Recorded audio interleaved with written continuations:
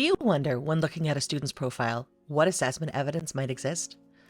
Do you find that you have access to fantastic assessment information for the current year via color-coded spreadsheets, but have to spend time trying to figure out how it compares to previous achievement for your students? With WeCollab, you can record, display, and monitor student data results. Student assessment data is configured at the district and/or the school level. Results can then be entered individually, as a class, or uploaded for an entire school using a CSV spreadsheet file. Within the student profile, results can be reviewed to monitor progress for that student over time.